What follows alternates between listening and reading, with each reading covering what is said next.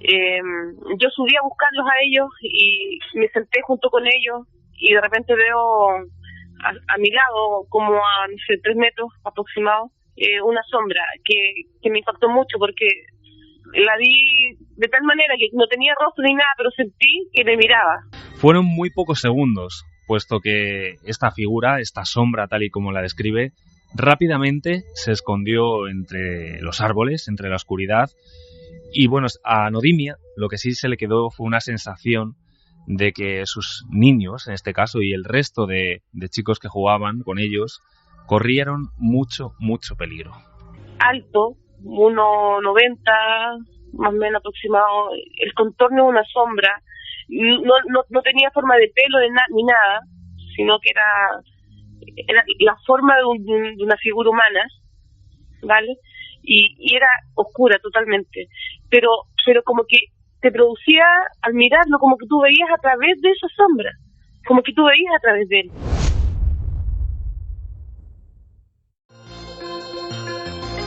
Milenio 3, en la cadena SER, con Iker Jiménez.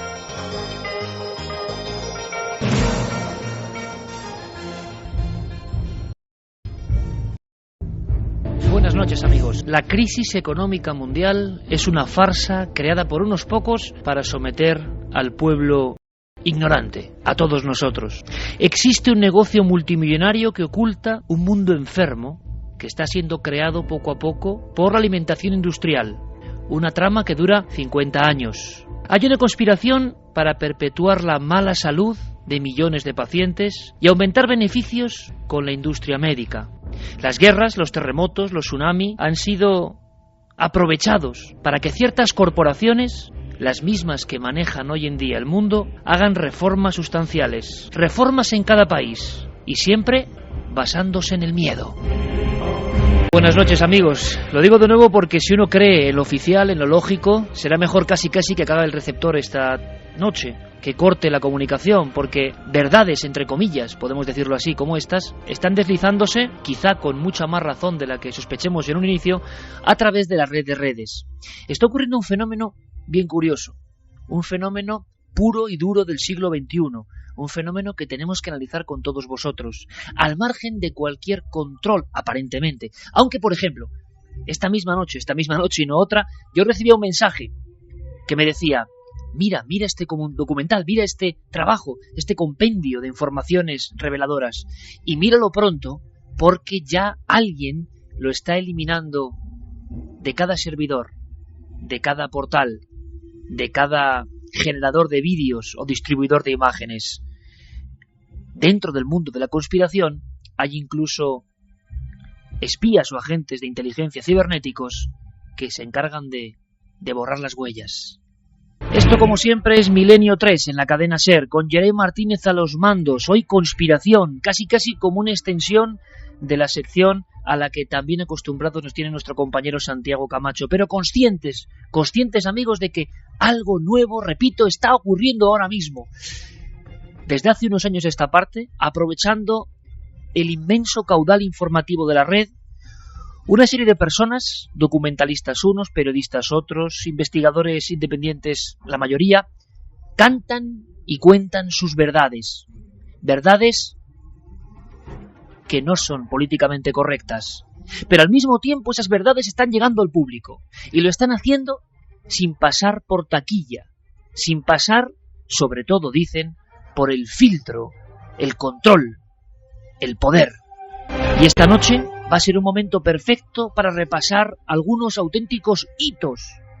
Algunos, hay que decir, están proyectándose indiscriminadamente, pasándose de mensaje en mensaje ahora mismo, con unas redes que convierten el planeta en un gran cerebro.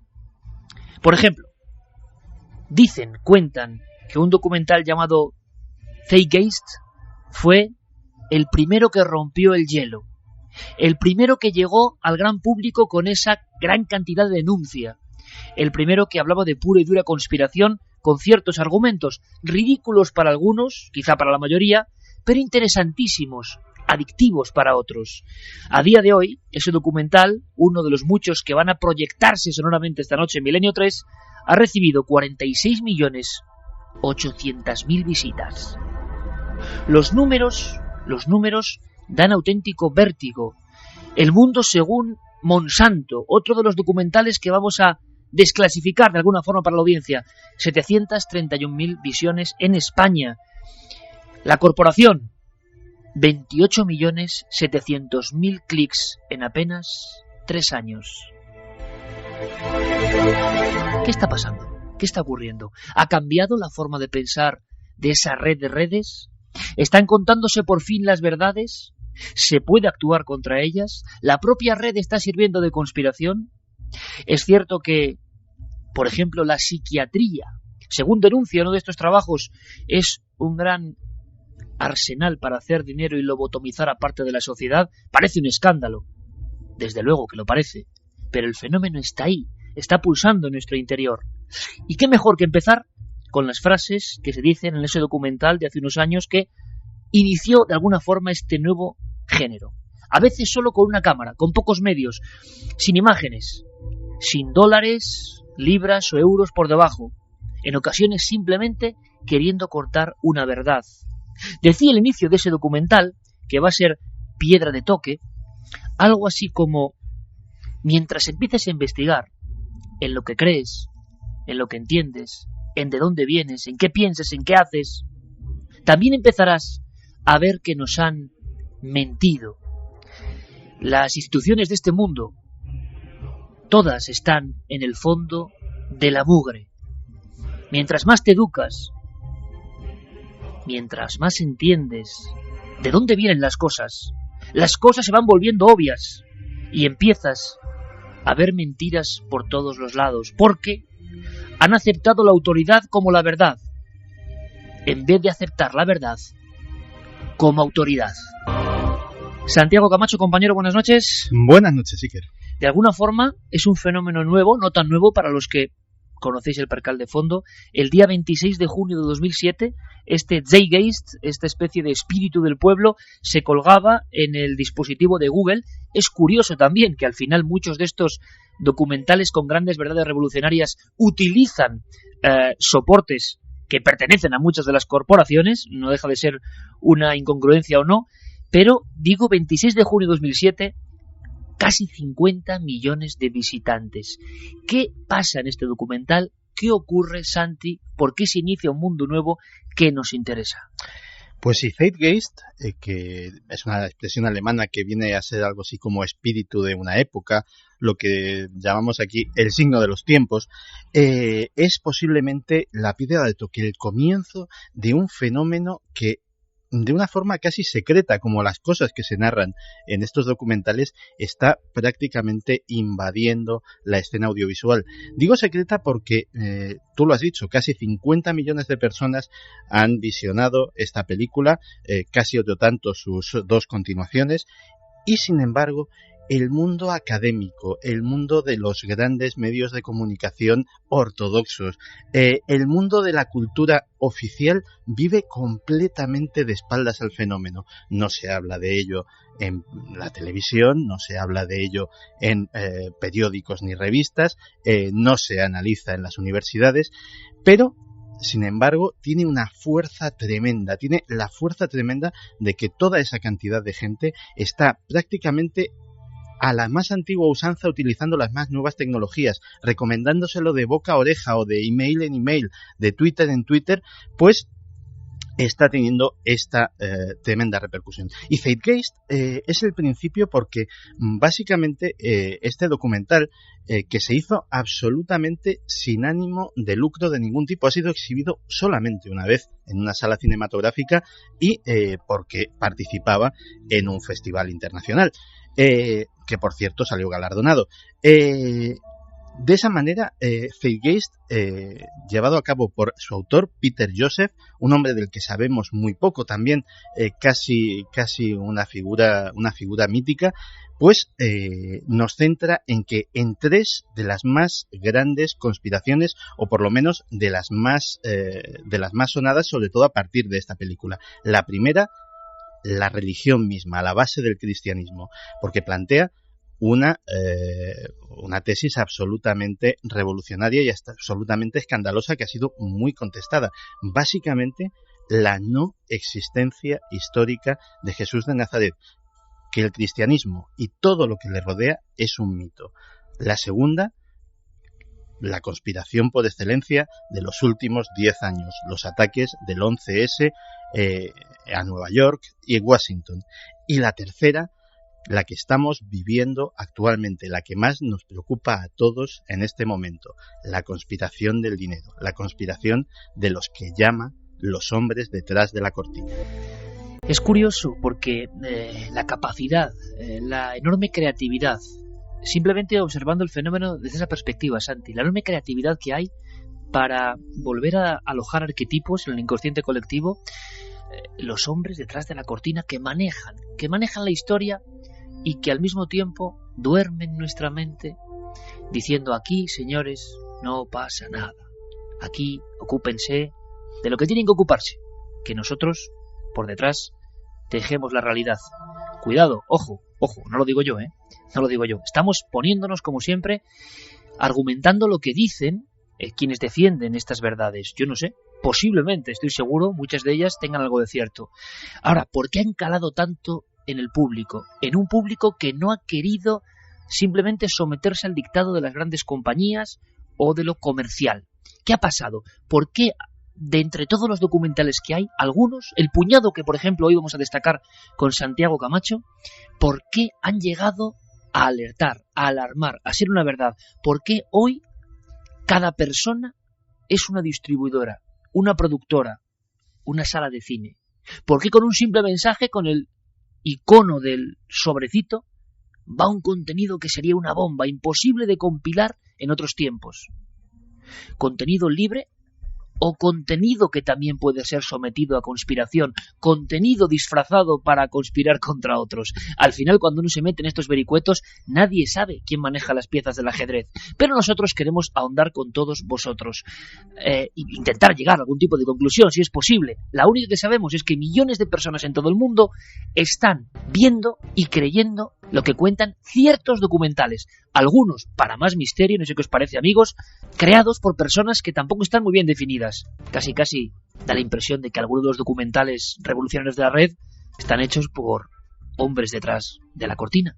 Todo es posible y vamos a escuchar a muchos amigos, vamos a escuchar porciones de los documentales y sobre todo vamos a sobrecogernos, porque cuando empecemos a hablar de un documental que habla de la comida importa, de alguna forma, yo creo que todos vamos a sentir un escalofrío. ¿Será verdad o no será verdad esa conspiración para enfermar al mundo?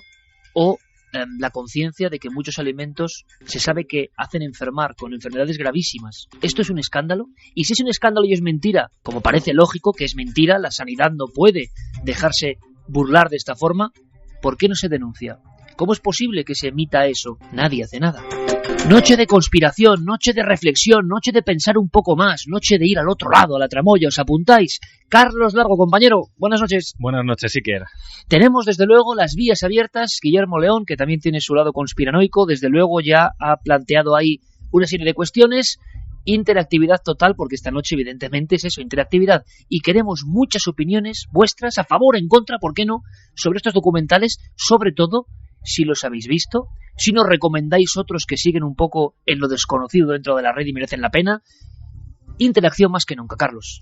Pues abrimos ya nuestras vías de contacto, Iker, ya lo mencionabas, milenio3@cadenaser.com, milenio3 con número, nuestro correo electrónico, también la página web cadenaser.com, donde los oyentes podrán dejar todas sus frases, y también si buscan La Nave del Misterio en nuestras redes sociales, estamos en Facebook, en Twitter y en Google+.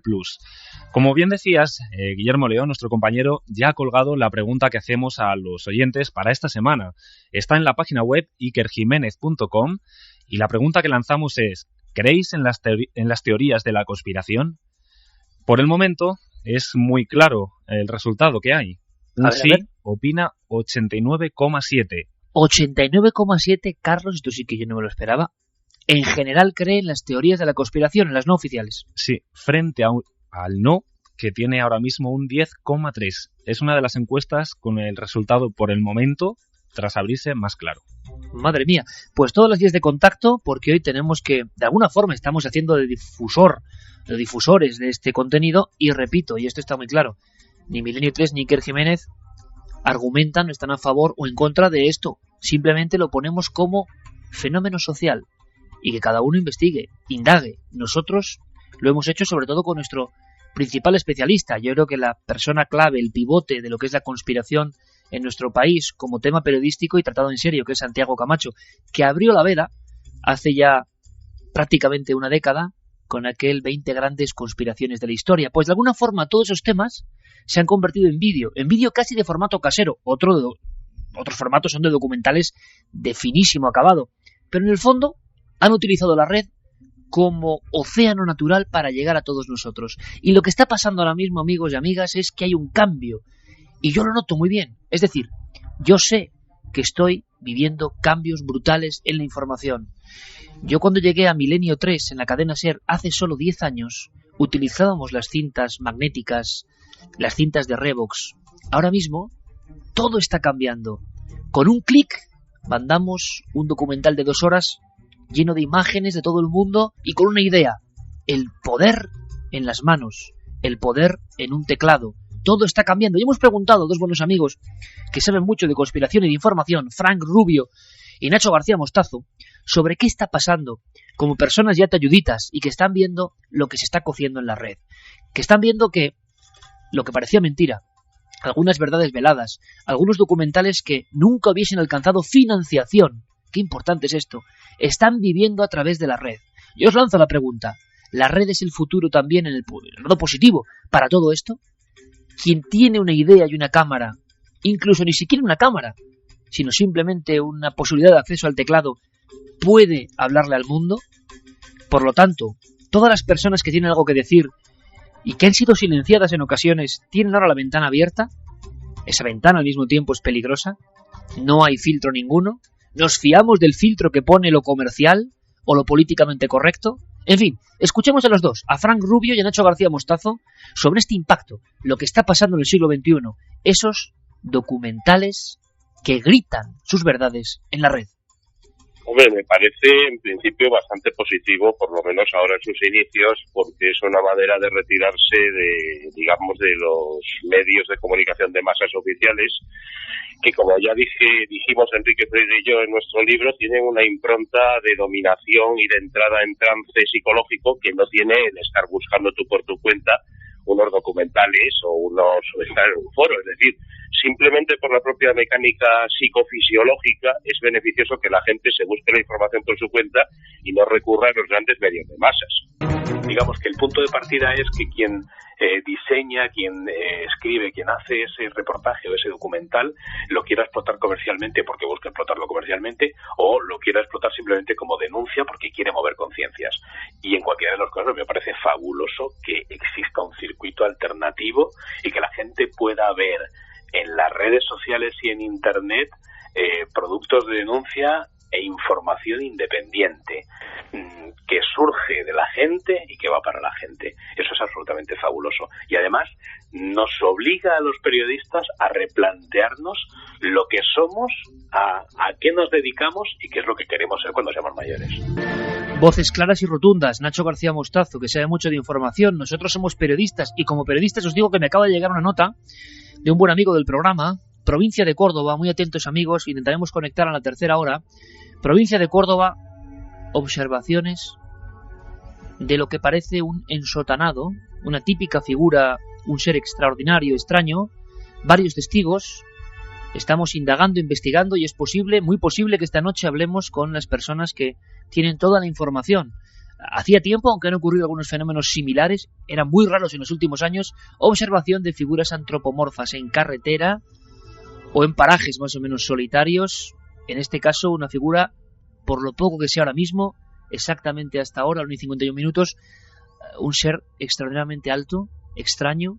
Vamos a documentarnos, vamos a conectar, vamos a hablar en la tercera hora, donde también Javier Sierra nos trae una sorpresa enorme, un reportaje maravilloso, con unas grabaciones que son dramáticas, una mujer en el espacio, son dramáticas, fueron captadas en Italia y nos van a poner los pelos de punta, pero será luego.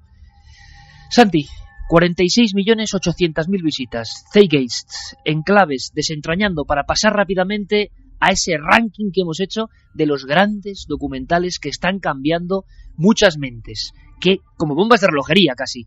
Zeitgeist tiene algo más. Se ha convertido en un movimiento social. Es decir, no sé qué contará Santi a grandes rasgos el documental, aparte de lo de Jesús, qué dirá también del 11S y de la crisis y los hombres de la cortina, para que haya hasta un movimiento social instaurado. Pues sí, pero antes de meternos en el entramado del guión, hay, a raíz de lo que ha dicho Frank Rubio y Nacho García Mostazo, hay precisamente en Zeitgeist un dato tremendamente importante, y nos lo aporta la ficha técnica de la película. Dirección, Peter Joseph. Producción, Peter Joseph. Guión, Peter Joseph. Sonido, Peter Joseph. Montaje, Peter Joseph. Y todo ello con unos medios muy escasos. 50 millones de visitas ha resucitado la idea de que un hombre puede marcar la diferencia, de que una sola persona, gracias a los medios tecnológicos y a la facilidad de Internet, puede conmover millones de conciencias. ¿Y cómo ha conmovido esos millones de conciencias? Pues con esta tremenda película, maravillosa para algunos y aberrante para otros, porque ha recibido críticas de todos los tipos, que, como decíamos anteriormente, se divide en 3 partes, a cual más polémica. La primera parte, que titula La historia más grande jamás contada, suelta una bomba de relojería de esas que son capaces de conmover al más impávido. Y es que dice que Jesús de Nazaret no es más que la resurrección de un mito antiguo, del mito del dios solar, de Horus, de Mitra, de otros mesías nacidos de virgen el 25 de diciembre, y que ha sido una compilación de mitos religiosos desde el antiguo Egipto hasta los días anteriores al propio cristianismo, instaurado y creado de diseño ¿por quién? Por el Imperio Romano, para tener una herramienta unificadora, para tener una herramienta política de manipulación que se habría extendido hasta nuestros días. Las pruebas que aporta, la verdad es que eran ya conocidas. De hecho, citabas precisamente el 20 grandes conspiraciones de la historia. Curiosamente, el primer capítulo lo dedicaba yo a este mismo tema. Claro, y lo que voy a decir, Santi, es que esta teoría, que claro, depende cómo se envuelva y cómo llega al público, ha pasado con grandes libros, es brutal y revolucionaria. Esto está escrito hace mucho tiempo por muchos investigadores, ¿no? Sí, pero fíjate, y esto también va para que entendamos la dimensión del fenómeno. Y no por personalizar, pero es un caso que evidentemente conozco bien. 20 grandes conspiraciones de la historia. Primer capítulo, libro que es un bestseller moderado. Tiene pues más de 100.000 ejemplares en España, otro tanto en Hispanoamérica, y se publica en varios países. Moderado, anda que no eres humilde, madre mía. Bueno, 10.000 no lo vendría, pero bueno, vayamos al grano. Pues recojo las teorías de otros tantos autores que vienen a decir esto mismo, básicamente con las mismas pruebas. Estamos en el año 2001. ¿Sucede algo? Pues aparte de que se venden esos ejemplares, que están muy bien, pues no se genera ningún tipo de debate, no hay ningún tipo de respuesta, ni oficial, ni por parte de teólogos, ni de expertos, ni nada por el estilo. Zeitgeist, 50 millones de personas. No ha tenido ningún tipo de publicidad en ningún tipo de medio de comunicación. Su autor no ha dado prácticamente entrevistas, ni conocemos casi su rostro. Y sin embargo, la oleada de contestación, precisamente por la dimensión de este producto, hecho, ya te digo, con unos medios muy modestos, ha sido tremenda, desde el mundo académico, desde el mundo religioso, etcétera, etcétera. Las pruebas que exponía, pues básicamente, efectivamente, existen diversas coincidencias muy llamativas entre muchos pasajes de los evangelios y antiguos mitos religiosos, desde el más antiguo del mito de Gilgamesh hasta las religiones mitraicas o las religiones egipcias. De hecho, por ejemplo, se cita que el célebre Sermón de la Montaña es un plagio palabra por palabra de un texto egipcio muy anterior, que es perfectamente conocido por los egiptólogos. Y va profundizando en todo esto hasta que saca esa conclusión de que no solamente, digámoslo así, ese mito religioso se ha instaurado a lo largo de todos estos siglos, sino que ha sido respaldado y protegido por personas que, estando, digámoslo así, en las más altas jerarquías de la Iglesia, sabían perfectamente que aquello no era verdad. Imagínate qué argumento para una novela de esos archivos secretos del Vaticano, que teóricamente tendrían parte de la biblioteca de Alejandría que habría sobrevivido y que tendría datos para corroborar históricamente esta tesis. Pues imagínate que en algún sitio, custodiado en algún centro secreto del Vaticano, existiese esa documentación. De todas formas, Santi, son cosas que eran más o menos conocidas. Se plantea siempre ese círculo vicioso o ese código oculto de todas las conspiraciones, poderosos que nos filtran y nos silencian parte de la verdad, verdad clave. Pero yo no sé qué puede aportar Zeitgeist, por ejemplo, casi en titulares, Santi, para ir avanzando, en el 11S, cuando ya se han hecho documentales, libros, teorías hasta la más descabellada, vídeos donde aparecen demonios saliendo de las llamas, teorías de que fue un atentado autoinducido incluso por Estados Unidos. Ya que eso yo creo que ya es como rizar el rizo. ¿Qué puede aportar cuál es la conclusión de este documental? Pues realmente aportar no aporta nada nuevo, como prácticamente no lo hace ninguno de los temas, y eso es otro de los grandes misterios de este fenómeno. Es decir, nadie que llevase X años pues informándose con libros en la propia internet o de otras formas sobre los temas tratados se va a llevar ninguna sorpresa, pero la presentación, que es tremendamente emotiva, el ritmo que tiene una cadencia casi apocalíptica, la narrativa de alguna forma es, a pesar de ser, digamos, entre comillas, y no me atrevería a llamarlo así a un producto visto por 50 millones de personas, un producto amateur, es tremendamente eficaz. La conclusión que saca es la que has citado tú, y que es, digamos, la más extrema en la teoría de la conspiración al respecto del 11S. Y es decir, que los ataques, no solamente del 11S en Estados Unidos, sino incluso los del 7 de julio de 2005 en Londres, fueron en realidad autoperpetrados, si no por el gobierno estadounidense, sí por algún grupo con mucho poder dentro de las estructuras gubernamentales, y que tendría como objeto pues conseguir provocar la intervención en Afganistán e Irak, incluso en Irán, y sobre todo aprobar la ley patriota para tener más sojuzgado al pueblo norteamericano, tenerlo más controlado con ese miedo al terrorismo internacional. Esa es la clave. Zeitgeist, un impacto tremendo y una cadencia. Ha dicho Santi dos cosas fundamentales.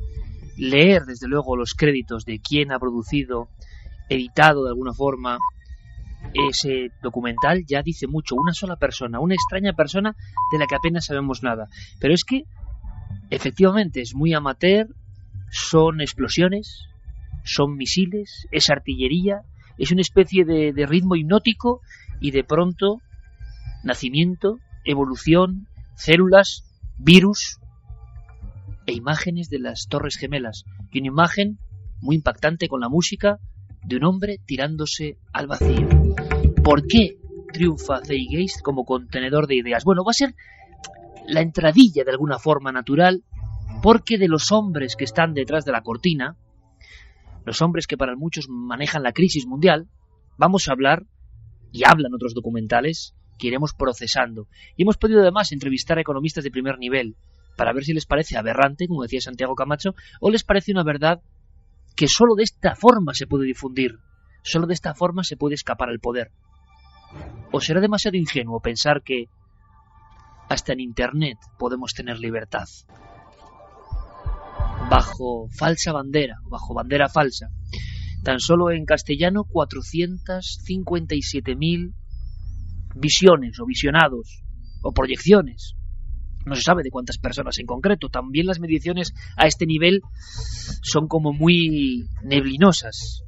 Hablamos de ejército, hablamos de batallas, hablamos de guerras. La guerra está presente todavía en el siglo XXI, parece mentira, y la guerra parece un campo de operaciones de las puras conspiraciones. Escuchemos un fragmento de este documental revolucionario, sobre todo en ciertos países de Europa y Estados Unidos. Se dice una y otra vez que la verdad es la primera víctima de la guerra. El peligro sobre nuestro país aumenta. Si esperamos encontrar a los culpables, creo que ya esperamos mucho. Y ahora sabemos que Saddam Hussein está desarrollando armas nucleares. Una y otra vez, en cualquier guerra, el agresor busca engañar al enemigo. El ataque es siempre emocionante, porque atacar siempre tiene que ver con un truco. Podemos observar el engaño del agresor en varias ocasiones de diferentes formas. Hoy en día esto se conoce como operación de bandera falsa. Operación Falsa Bandera. Que habla de verdad, que habla de mito, es otro de los documentales que ha causado gran indignación en los ámbitos militares de ciertos países, porque además se ataca casi siempre al país de las barras y estrellas. ¿Cómo podemos diseccionar este documental, Santiago? Vamos a ver, Bajo Falsa Bandera, Bajo Bandera Falsa, es un documental alemán que analiza de forma muy brillante, a mi modesto entender, el mundo de las operaciones secretas, de las operaciones encubiertas, sobre todo las llamadas operaciones de bandera falsa, que son aquellas que son para culpar a un enemigo de un atentado, de una acción falsa. El documental analiza la historia de este fenómeno, que es amplia. De hecho, el nombre viene de las leyes de la guerra naval, donde las operaciones de bandera falsa eran directamente, pues en la época de los corsarios, acercarte a un buque que ibas a abordar ondeando una bandera amiga para automáticamente, cuando lo tenías a pocos metros a distancia de cañón, izar la bandera, bien fuera la bandera corsaria o bien fuera la bandera de un país hostil, y llevar a cabo esa acción. Curiosamente, según las leyes de la guerra naval, eso, por lo menos hasta la Segunda Guerra Mundial, donde se hizo con bastante profusión, era legal. Pues bien, esa práctica los servicios de inteligencia la comenzaron a utilizar en multitud de ocasiones, y de hecho grandes guerras, como por ejemplo la guerra de Vietnam, se han basado en operaciones de falsa bandera. El incidente del Golfo de Tonkin, en el que dio lugar a la intervención norteamericana en Vietnam, que fue un destructor que había sido presuntamente atacado por un grupo de lanchas torpederas vietnamitas, provocando un tremendo escándalo en Estados Unidos, pues, y esto ya no es teoría de la conspiración, esto es historia pura y dura, y como tal ha sido reconocido y figura. El destructor en cuestión estaba a centenares de millas del lugar de los hechos y desde luego jamás fue atacado, fue todo un invento. Los propios alemanes, en la época del Tercer Reich, utilizaron un falso incidente fronterizo con Polonia para invadir ese país, o incluso se dice que el incendio del Reichstag, que llevó a Hitler a la Cancillería y que fue atribuido a los comunistas, pues también fue una operación de falsa bandera. Al final, el documental, lógicamente, todo este conocimiento histórico del fenómeno lo termina aplicando y lo termina achacando a los ataques del 11 de septiembre de 2001, y bueno, pues deja que cada uno saque sus propias conclusiones. ¿Estaremos realmente dominados por el férreo control de lo políticamente correcto y no nos damos cuenta de la realidad velada que maneja el mundo? En fin, amigos, amigas, a reflexionar, a pensar, a escuchar las noticias ahora, por supuesto, porque la actualidad, la oficial, quizá la única real, quién sabe, ¿verdad?, continúa. Nosotros, a la vuelta, en Milenio 3, intentaremos conectar con un punto de la provincia de Córdoba donde algo increíble, imposible, oficialmente imposible, ha pasado. Tenemos reportajes. La noticia nos lleva a Córdoba. ¿Qué habrá ocurrido?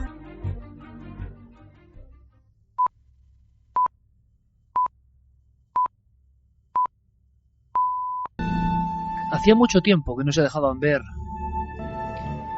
Me refiero a algo que uno nunca sabe cómo catalogar bien.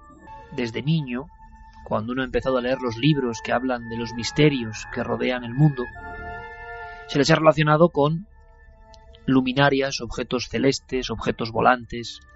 La historia nos contaba eso. Observación en el cielo, primera fase, observación tocando el suelo, a poca proximidad del terreno, incluso dejando marcas, segunda fase.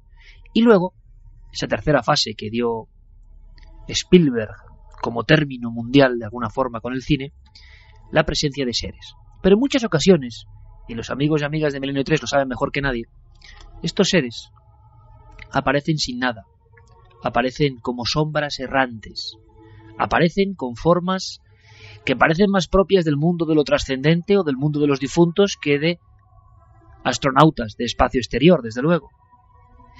Lo que no cabe duda es que su presencia inquieta, su presencia transforma, su presencia abre áreas de la realidad completamente desconocidas, y hay quien dice que son precisamente aberturas, como mirillas, que nos permiten, aunque sea por unos segundos, ver lo que está detrás. Yo recuerdo con muchísima emoción, y lo tengo grabado a fuego, y creo que es una de las frases, porque uno al final es hijo de las frases que lee, que me hicieron ser como soy, y lanzarme a una carrera un tanto, desde luego, contracorriente y extraña, como es la que ejerzo para todos vosotros y para mí mismo. Era el final de un libro que se llama La punta del iceberg, y que terminaba con las andanzas del periodista navarro JJ Benítez en busca de una serie de casos precisamente protagonizados por los supuestos tripulantes. Para él, tripulantes. En las últimas notas del libro, en esa página que yo tengo grabada a fuego en el corazón, sobre todo, más que en la mente, decía algo así como que le había llegado una noticia, un rumor. En la pedanía cacereña de Vegas de Coria, un gigante extraordinario, ensotanado, una figura oscura, había provocado el pánico y había sido vista por varias personas. Y él acababa el libro diciendo exactamente qué me deparaba el destino en Vegas de Coria. Años después tuve la oportunidad de sentir muchas veces eso, la sensación de llegar a un sitio donde ha ocurrido lo extraordinario.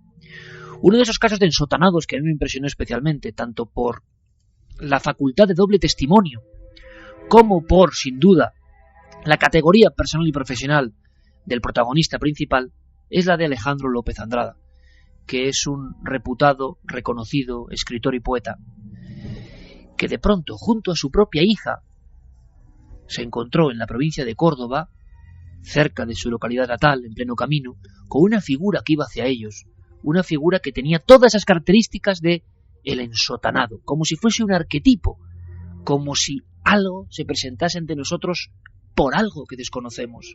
Pero quienes lo viven, quienes lo ven, no tienen la menor duda. Veréis, la última ocasión que he tenido para estar delante de un testigo de este tipo ocurrió en un monte sombrío, en un monte frío, en un monte mágico, el monte Abantos. Hay unos muchachos, uno de ellos grande como una torre, vestido con prendas militares, sin temor a casi nada, parecía un niño aterrorizado, y habían pasado unos cuantos días. Aseguraba que en mitad del camino le había surgido una especie de figura, también doble testimonio, y que de forma errante se lanzaba por los barrancos. Ahora parece que en un punto concreto de la provincia de Córdoba hay nuevos testimonios muy recientes, y nos lo cuentan ni más ni menos en una especie de doble facultad, un explorador y un escritor. Y también hay que decirlo, testigo, el mencionado Alejandro López Andrada. Es un honor tenerte aquí a estas horas, sobre todo porque es el esfuerzo. Alejandro, buenas noches. Buenas noches, Iker. Alejandro, ha pasado algo en Córdoba, algo muy parecido a lo que tú pudiste ver en presencia con tu propia hija, y yo no sé, y te agradezco un montón la información a estas horas intempestivas, si nos puedes dar el último dato. ¿Qué ha ocurrido? Bueno, pues tuve noticia de ello hace aproximadamente un mes, esta fiesta navideña. Casualmente supe de que un par de jóvenes cordobeses, muy cerquita de Córdoba, cerca de la localidad de El Higuerón, una pedanía de Córdoba, vieron la misma figura ensotanada, giganteca, que habíamos visto mi Garrocio y yo hace unos años. ¿Y te dieron más detalles? ¿Eran diferentes testigos? ¿Fue en un lugar próximo a donde tú lo viste? ¿Y hasta qué punto pudieron verlo? ¿Con qué calidad o con qué nitidez? Bueno, pues te estoy hablando esta misma noche porque indagué y hablé con uno de los dos chicos, con Rafa, y me dijo que lo tuvieron prácticamente a unos 8 o 10 pasos de ellos, aún más cerca de lo que yo lo tuve. Parece ser que fue algo de tanto impacto que este chico y su compañero, su amigo, aún siguen marcados y no lo han olvidado. Fue algo impactante y terrible. no sé, la situación debió ser muy difícil porque ellos venían hacia su casa en el coche, parece ser que pincharon, se apartaron de la carretera y afuera de la carretera de un caminillo surgió esta figura que los chicos vieron que venía hacia ellos. No tuvieron prácticamente tiempo de reaccionar porque en poco más de un minuto se presentó delante de ellos. Rafa, uno de los protagonistas, dice que venía flotando. Cuando se dio cuenta lo tenía delante y creo que fue su amigo el que le habló, bueno, le preguntó, le inquirió que quién era, qué quería. Pues parece ser que se vino aún más hacia ellos y salieron corriendo despavoridos, subieron al coche, el coche estaba pinchado y todo, pero como pudieron llegaron a una gasolinera y desde allí, bueno, parece ser que llamaron a una grúa para que fuera a recogerlo y más o menos fue así la escena, según me cuenta uno de los protagonistas, como te digo. Una figura que flotaba de gran estatura y que prácticamente parece un retrato robot a lo que tú pudiste ver junto a tu hija Rocío hace ya algún tiempo, y con el mismo comportamiento de alguna forma. ¿Llegan a ver rostro? ¿Llegan a ver algo más definido que lo que tú y tu hija pudisteis comprobar? Bueno, parece ser que lo tuvieron aún más cerca, porque yo recuerdo que con mi hija tuvo lo más cerca que lo tuvo por unos 20 metros, esto lo tuvieron mucho más cerca y parece ser que miraron intentaron iluminarle el cuerpo y el rostro con el teléfono móvil, con la débil lucecilla del móvil, y según me dice Rafa, nada, no tenía rostro. Fue lo que más le sorprendió y lo que más le asustó. En cuanto a la silueta, el sotanado tenía más de 2 metros de altura y las mismas características, que flotaba sobre el camino cuando venía hacia ellos y que no tocaba el suelo. ¿Y son personas de absoluta confianza, Alejandro? Totalmente. Tanto que yo había hablado con la madre antes porque el chico no quería dar testimonio, y ya me dio su móvil y esta noche, como usted decía, estuve hablando con él y me dijo que sí, que estaba aquella noche, parece ser, aterrorizado. Un dato más fue a las 4 de la madrugada y tanto su amigo como él, cuando llegaron a Córdoba, a sus casas, estaban, bueno, me imagino que tuvo que ser aún peor que lo que a mí me ocurrió, porque claro, ellos llegaron a inquirirle, le llegaron a hablar y a decirle que es lo que quería, y parece ser cuando se vino hacia ellos fue cuando ya se vieron totalmente desarbolados por el miedo, ¿no? Por el terror. No tiene la menor duda, y seguiremos indagando y ojalá podamos incluso hablar con ellos, Alejandro, no tiene la menor duda de que han visto algo absolutamente real, que no tiene nada que ver con una alucinación, que estuvo muy cerca y que iba hacia ellos, que es una actitud también que no es muy propia de estos casos. En un puñado de casos sí, parece que una luz o lo que sea atrae a estas figuras de forma humana y que iba por ellos. Ellos, por lo tanto, están muy impactados. Y un detalle que también es importante, Alejandro, en un entorno más o menos parecido a donde tú te encontraste con la figura. Bueno, parece ser que sí, era cerca cerca de una carretera y en plena oscuridad, y la hora también, las 4 de la madrugada, y vamos, las características de este ser, de este ensotanado, era idéntica a la mía, vamos, a las que observamos mi hija Rocío y yo. Y también te quería comentar, Iker, que hay otro caso en este. El protagonista, el testigo, no quiere dar más referencias ni su nombre. Puedo decirte que es un señor de Villanueva de Córdoba que viajaba con su mujer y con su hija en el coche, y ahí sí que ocurrió muy muy cerca de donde lo vimos mi hija y yo. Fue junto a la localidad de Alcaracejo, prácticamente a unos 3 kilómetros de donde lo vimos. Coincide también que fue por la noche, por la madrugada, y aquí también le surgió justamente a la orilla de la carretera, en el Arcén, lo cual ya es sospechoso, ¿no? que ocurriese un hecho de la misma característica muy cerca de mi pueblo de Villanueva del Duque. Y miedo, no solo en la experiencia, en todos estos testigos, Alejandro, te lo estás encontrando, miedo comprensible porque tú lo conoces bien, tú llegaste a ver eso, sino que hay la sensación de que da miedo también contarlo, ¿no? De que hay que ir casi con tenazas para que alguien pueda describir algo que han vivido como una absoluta realidad. Te lo preguntaba antes, no como una alucinación, sino como algo casi que se podía tocar, ¿no? No, en el caso de este señor iban su mujer, su hija, lo vieron los tres, y puedo contar como anécdota que ellos iban hacia Córdoba, y a partir de ese momento ellos no pasan nunca por esta localidad, sino que dan la vuelta y se van por la carretera de Cardeña y Montoro, así se van por el sentido contrario, lo cual dice del susto y de la impresión tan grande que se llevó esta familia, ¿no? El padre, la madre y la hija. Alejandro, en lo que tú has podido sondear, la investigación queda abierta desde el mismo instante, es una cuestión que está ocurriendo prácticamente ahora. ¿Cómo interpretan el hecho los diferentes testigos? ¿Qué creen que han visto? Uno de los chicos, Rafa, está seguro que era un ser de otro mundo, algo que, no sé, algo que no tiene nada que ver con esta realidad, y como él cree y dice, es un ser de otra dimensión. Lo que él especifica el traje, es decir, la capa negra, la gran capucha que lleva esa silueta negra, y el hecho de no tener rostro. Y bueno, la interpretación que es un alma de otro mundo, y en este caso, el de los chicos, se ve que quería decirle algo, venía hacia ellos para pedirle o decirle algo. Y eso es lo que este chaval recuerda con más terror, ¿no? Y con más miedo.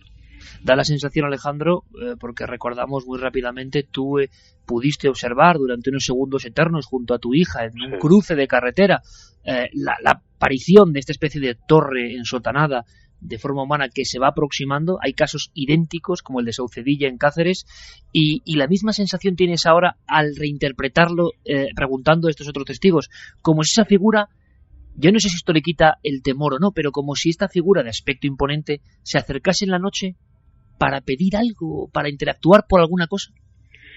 Bueno, de los chicos, de hecho, se vino hacia ellos y venía eso, a pedirle algo, a decirle algo. El caso de la familia de Villanueva de Córdoba parece ser que no, que es que surgió de la misma orilla de la carretera. Este señor dice que se levantó y si en un segundo se colocó ante ellos, lo cual no está tan claro, porque el hombre, como en mi caso, iba en el coche y claro, obviamente siguió en dirección Córdoba y no se paró. Lo de los chicos es mucho más claro, porque este chaval, Rafa, me dice a mí que estuvo más, no sé, 2-3 minutos delante de la silueta, lo vieron avanzar hacia ellos, y le dio tiempo de verlo, de mirarle y de alumbrarle con la luz del móvil. Y bueno, y parece ser que sí, que venía en busca de ellos. Ahí sí fue en busca de la luz, como tú bien decías. Alejandro, ¿no hay constancia de que pudieran fotografiarlo, filmarlo? Parece ser que no le dio tiempo de nada. Fue a alumbrar y al ver que no tenía rostro, salieron como alma que del diablo, subieron al coche, como digo. Es que, y incido mucho en esto, el coche estaba pinchado, aún así consiguieron llegar, como digo, a la gasolinera, y cuando llegaron a su casa iban presa de un terror indescriptible. Según me comentó la madre también, con la que yo estuve hablando. Un coche pinchado en mitad de una carretera, dos amigos lo están arreglando y de pronto observan que por el arcén viene una figura que flota. Yo creo que es una de las experiencias más terroríficas que nadie puede imaginar. Hay que seguir indagando, mismo retrato robot, zona más o menos delimitada. Alejandro, te agradezco muchísimo la información, ojalá saquemos más cosas en claro, pero desde luego tenemos testimonios de personas normales y corrientes que cuentan algo que es difícil de contar, porque ¿quién lo va a creer? Claro, los que lo han vivido como tú sabéis que es una realidad que de vez en cuando se manifiesta. Sí, no, quería decirte solamente, Iker, que el chico incluso está dispuesto a hablar. Este chico parece ser que ha superado ese miedo tanto a decir algo que los demás no pueden creer, como al miedo de superar esa experiencia. Y te puedo decir que el testimonio es absolutamente real y totalmente creíble.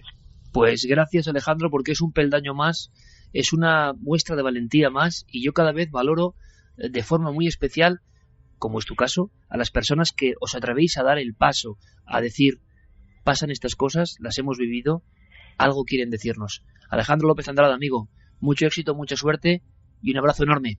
Gracias, un abrazo, Iker. No tengo prácticamente ni que decirlo, claro. Si alguna persona puede ayudarnos a esta investigación que se abre de una forma inesperada, es curioso. Alejandro, un escritor y poeta muy reconocido y muy célebre, y que es un hombre que pinta lo cotidiano de una forma excepcional, pero que también tiene, imagino y sé, una espiritualidad diferente desde que se encontró con aquello, porque es que te cambia la mente, te cambia la perspectiva, te cambia todo. Es una experiencia límite, qué duda cabe. Y ahora el testimonio, la fuerza para contarlo, lo contó el año pasado en Cuarto Milenio, junto a su hija, con una seriedad, con una coherencia, los dos contando lo mismo. Ven como aquella figura iba hacia ellos, flotaba exactamente igual. Y mi buen compañero Gonzalo Pérez Arró estará estremeciéndose a estas horas de la madrugada que el caso célebre de Saucedilla, todo un pueblo describiendo la misma figura de una especie de ensotanado que va flotando, que no toca el suelo, que parece una imagen del medievo, que parece un fantasma de otro tiempo, oscuridad más oscura que la noche, y que se va acercando a por ti. Claro, una figura de 2 metros o metros y pico, si es así esa visión, sea lo que sea, que yo no sé, que te viene por el arcén y tú estás arreglando la rueda. Yo creo que tiene que ser algo muy próximo al pánico, pero también nunca más cerca hemos estado de tener una filmación, imagino, una prueba, si ellos tenían un móvil, aunque en plena oscuridad, vete a saber, pero para registrar ese momento, aunque hay que ponerse en el pellejo de quienes estaban delante de la figura, ¿no? Yo he tenido, por fortuna o por desgracia, alguna oportunidad de ver algo que creía que era extraño y olvidarme hasta las cámaras, siendo periodista, y lo digo de buena ley. El nerviosismo en el que uno entra hace que todo cambie, que todo varíe. Por cierto, Carlos, que es curioso, porque esta misma semana, aunque sea muy lejos, y aunque sea casi en titulares, hemos recibido testimonios que no tienen nada que ver con lo sucedido en Córdoba, en el sentido de que no se conocen evidentemente las personas, pero que hablaban de Chile y hablaban de seres idénticos al de Abantos, por ejemplo. Sí, precisamente el testimonio surgía a raíz de ese reportaje que hablabas, de ese testimonio que pudimos conocer aquí cerquita, en Madrid, en el Escorial. Y precisamente nos escribía Nodimia Núñez. Ella es chilena, residente en La Coruña, y hace 6 años, en una zona de costa, en una zona de veraneo, en la que pues ella y su familia se acercaban prácticamente todos los años, pues le ocurrió algo muy parecido. Estaban sus hijos jugando en una zona de bosque, en una zona boscosa, muy cercana a su casa, en esta playa, digamos, en la que nos situamos. Jugaban en una especie de loma. Eran alrededor de las 10 de la noche, según nos comentaban, y de repente pues ella se acercó a recogerles. Lo que se encontró allí, la verdad es que le sorprendió bastante, puesto que no se lo esperaba, y era una figura, una especie de sombra, muy muy parecida a lo que nos describía Alejandro, por ejemplo, en este caso de los chicos de Córdoba. Vamos a escucharla, si te parece, la descripción que hace de este ser. Vamos allá. Yo subí a buscarlos a ellos y me senté junto con ellos, y de repente veo a mi lado, como a, no sé, 3 metros aproximado, una sombra que me impactó mucho, porque la vi de tal manera que no tenía rostro ni nada, pero sentí que me miraba. Alto, 1,90 más o menos aproximado, el contorno de una sombra, no tenía forma de pelo ni nada, sino que era la forma de una figura humana, ¿vale? Y era oscura totalmente, pero como que te producía, al mirarlo, como que tú veías a través de esa sombra, como que tú veías a través de él. Lo cierto, Iker, es que Nodimia nos describía ese temor que tenía ante este ser que le miraba. Fueron muy pocos segundos, puesto que esta figura, esta sombra tal y como la describe, rápidamente se escondió entre los árboles, entre la oscuridad.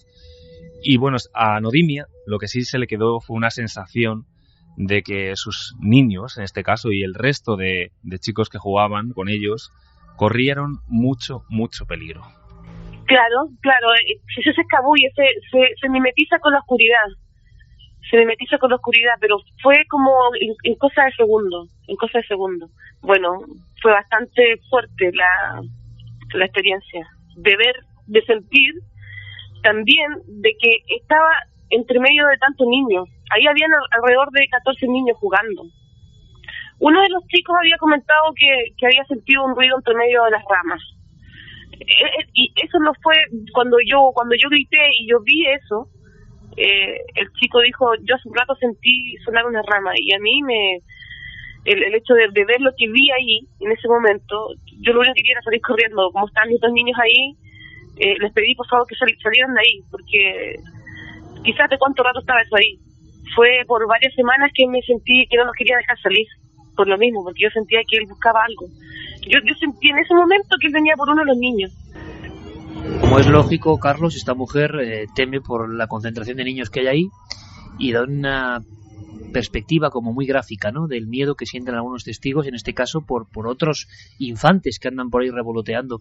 Y esa historia del sonido de ramas partiéndose, yo la he escuchado en varias ocasiones, en casos muy célebres como de Talavera la Real, soldados que antes de que aparezca algo muy parecido a esto, de alguna forma, más definido, pero también como flotando, y escuchan, recuerdo perfectamente la expresión que me puso la sangre helada de: escuchamos instantes antes de que apareciese algo imposible oficialmente, como si alguien avanzase con un hacha cortando las ramas, que es exactamente lo mismo, que es también bien curioso, que llegan a escuchar los testigos del Monte Abantos, ¿no? Alguien que bajaba por entre el ramaje, como si fuera una criatura que no pertenece a este mundo, quién sabe, y que se muestra por algo. Claro, también en Córdoba pensaban que era casi un ánima. Es curioso cómo pesa la sociología, ¿no?, y la religión dentro de todo esto. Lo cierto, Iker, es que no ha sido el único episodio que vivió Nodimia, porque su sobrina, a la semana siguiente, a las 5 de la mañana, bueno, ella nos comentaba que era muy típico en esa zona reunirse para compartir momentos con la familia, haciendo pues una hoguera en torno a la que estaban pues conversando tranquilamente. Su sobrina de repente le dice que hay algo en una esquina de su casa. Empezó a llorar, y bueno, en ese momento, por no ponerla muy nerviosa, Nodimia la calma y espera al día siguiente para preguntarle qué es lo que estaba viendo. Su sobrina, la descripción que hace de lo que había allí en aquella esquina era muy muy parecida a ese ser, a esa sombra que Nodimia había visto entre los bosques. Y hay una cosa muy sorprendente, que según estaba escuchando a Alejandro López Andrada, tal y como lo estaba narrando, aquí tenemos ya en último lugar lo que Nodimia piensa a día de hoy de lo que ella vio, y coincide mucho con lo que ya nos ha relatado nuestro amigo Alejandro López Andrada. Avistamientos de ovnis. Yo te doy fe de que lo que yo vi y lo que a mí me produjo en ese momento era un extraterrestre. O sea, para mí no era ni un fantasma ni nada. Para mí era un ser de otro lugar. Bueno, en ocasiones las teorías viajan libremente, el pensamiento, la idea, cada uno pone nombre a lo que se aparece, aunque lo que hemos aprendido es que lo que se aparece casi siempre es muy parecido, y dan igual los kilómetros, miles en este caso, que separan Córdoba de Chile. La actitud, la presencia genera esas sensaciones en las personas. Luego cada uno lee el fenómeno a su manera. Lo increíble es que en pleno siglo XXI sigan ocurriendo estas cosas, estos casos que nos parecían antiguos. Algunos dicen que ya no ocurren, que ya no pasan, y siguen pasando, siguen ocurriendo por algo. Encuentros cercanos con algo que parece propio de otra realidad. ¿Reducir alucinaciones? Puede ser, ¿por qué no? Todo el mundo alucina en algún momento de su vida, o esa alucinación en el fondo es una parte de nuestra mente que nos dice algo, que nos indica algo. Nosotros queremos decir otra cosa. Luego iremos con más mensajes de la audiencia, por supuesto, Carlos, y quiero que Santi nos cuente por lo menos qué actualidad y qué se ha comentado, porque ha habido mucha trifulca en torno a unas extrañas fotos sobre Venus. Pero hablando del espacio, vamos a hacer una cosa. Creo que es un lujo para este equipo presentar una serie de reportajes que nos estará ofreciendo muy habitualmente Javier Sierra, y creo que es de verdad un privilegio. Todos los que estamos en este mundo hemos hecho mucho reportaje de radio, y es una de las cosas más bonitas que se pueden hacer. El reportaje de radio mezcla la música, mezcla la reflexión, mezcla el documento. Durante muchos años yo hice mucho reportaje de radio, y algunos los recuerdo y los tengo guardados, aunque uno cuando los oye ahora de nuevo pues lo oye todo distinto, ¿no? Pero cómo nos emocionaba acercarnos a grandes casos, a grandes historias. Yo le he planteado a Javier Sierra para que disfrutéis de estas píldoras, de estos viajes, que sondee en su archivo, que encuentre personajes, que encuentre historias, que encuentre vivencias, y que nos las cuente como nunca antes lo ha contado él en la radio. Y de verdad, este primer reportaje es para escucharlo con toda la atención del mundo, pero con toda. Son 10 minutos intensos. Tiene que ver con el espacio, tiene que ver con unos extraños investigadores clandestinos que escuchaban el cielo hace muchos años y que encontraron, y esto es muy de la conspiración, elementos que oficialmente no podían ser, voces en órbita que no podían estar. Un reportaje que va a dar mucho que hablar, un reportaje para Milenio 3, el cuaderno sonoro de alguna forma de Javier Sierra. Anoto en mi cuaderno de campo una historia que lleva un tiempo inquietándome y que ya no me resisto a compartir aquí. Considerémosla de momento solo una pista, uno de esos capítulos ocultos de la historia que, de confirmarse, y en este caso, cambiarían para siempre nuestra concepción de uno de los hitos humanos clave del siglo XX. La página olvidada que pretendo recuperar comenzó a escribirse justo con este sonido. El 4 de octubre de 1957, la Unión Soviética ponía en órbita el primer satélite artificial conocido, Sputnik.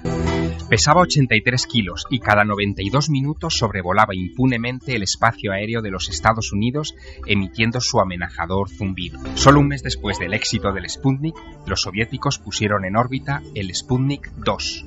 Esta vez ya no era una bola metálica vacía. Pesaba 500 kilos y llevaba a bordo un ser vivo, la perrita Laika, cuyos latidos pudieron seguirse desde tierra.